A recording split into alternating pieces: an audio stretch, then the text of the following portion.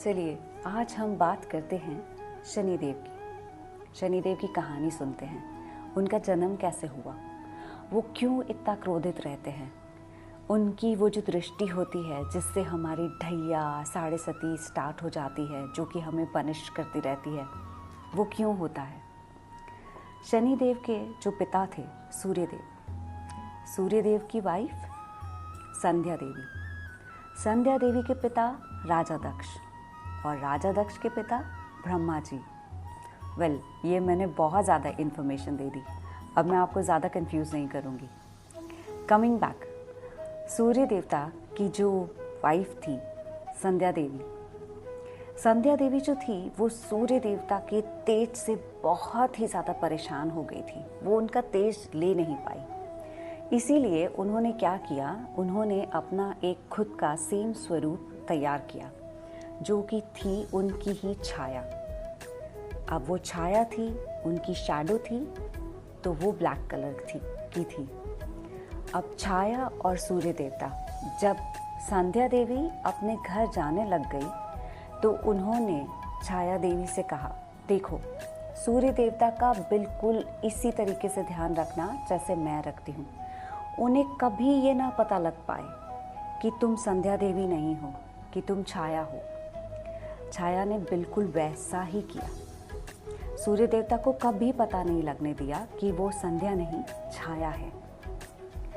सूर्य देवता और छाया से जब शनि देवता आए, तो जब छाया देवी जब प्रेग्नेंट थी शनिदेव के साथ, वो शिव जी की बहुत ही ज़्यादा आराधना करती थी। वो शिव जी की बहुत बड़ी भक्त थी और वो उनकी आराधना में इतनी लीन रहती थी कि वो खाना पीना भी उन्हें ध्यान नहीं रहता था। और इसीलिए जो शनि देव थे वो बहुत ही कमज़ोर पैदा हुए। अब वो कमज़ोर तो पैदा हुए, बट इसके साथ साथ एक बात अच्छी और हुई, क्योंकि उनकी जो छाया देवी थी, जो उनकी माँ थी, उन्होंने शिव जी की इतनी आराधना की थी कि शनि देव में वो सारे जो हमारे शिव जी के पावर्स उनमें आ गए थे। इसीलिए शनिदेव में वो पावर थे कि वो किसी पे भी दृष्टि डालते तो उनकी साढ़े सती या फिर ढैया स्टार्ट हो जाती।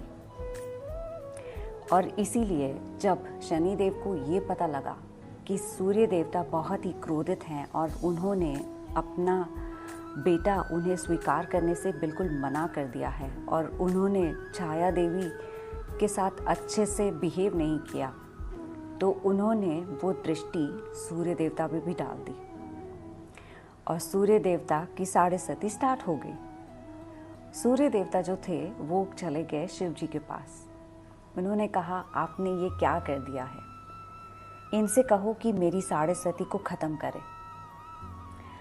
तब शिव जी ने शनि महाराज और सूर्य देवता के दोनों के बीच में पैचअप कराने की कोशिश की। वो तो नहीं हो पाया, लेकिन तब शिव जी ने शनिदेव से कहा कि अब से अगर कोई भी मेरी आराधना करता है, मेरी पूजा करता है, मेरे पास आता है, तो उस पे तुम्हारी दैया और साढ़े सती का कोई असर नहीं होगा। और ऐसे ही उन्होंने सूर्य देवता की साढ़े सती को ख़त्म किया। तो इसीलिए जब भी शनिदेव की ढैया या साढ़े सती आती है, और आपने मेरे बहुत सारे वीडियोस में देखा होगा, मैं हमेशा ये कहती हूँ कि उनकी एक ही रेमेडी है, वो है शिव जी। जो शिव जी हैं वो शनि पे भी कंट्रोल करते हैं, वो राहु पे भी कंट्रोल करते हैं। तो जब भी अगर आपकी ढैया है, आपकी साढ़े सती है, या फिर आपकी कुंडली में अगर शनि महाराज अच्छे फल नहीं दे रहे हैं, तो उसकी एक अच्छी रेमेडी ये है कि आपको शिव भगवान की आराधना करनी है। आप शिव चालीसा पढ़ सकते हैं। आप डेली अपने घर में अगर आपके पास शिवलिंग है या आप मंदिर रोज़ जा सकते हैं, तो आप शिवलिंग पे वाटर ज़रूर ऑफ़र कीजिए। वो जो मैं हमेशा कहती हूँ कि पानी में काले तिल डाल के जब आप शिव जी को उसे ऑफ़र करते हैं, तब आपकी सारे स्ट्रगल्स लाइफ में से ख़त्म होने लगते हैं, क्योंकि शिव जी की कृपा आने लगती है और शनि जी का जो प्रकोप है वो कम होने लगता है। वेल, ये तो हुई शनि की कहानी। मुझे ये ज़रूर बताइएगा कि आपको उनकी ये कहानी कैसे लगी। अब जो हमारा नेक्स्ट वीडियो होगा उसमें हम मून के बारे में जानेंगे, उनकी कहानी सुनेंगे।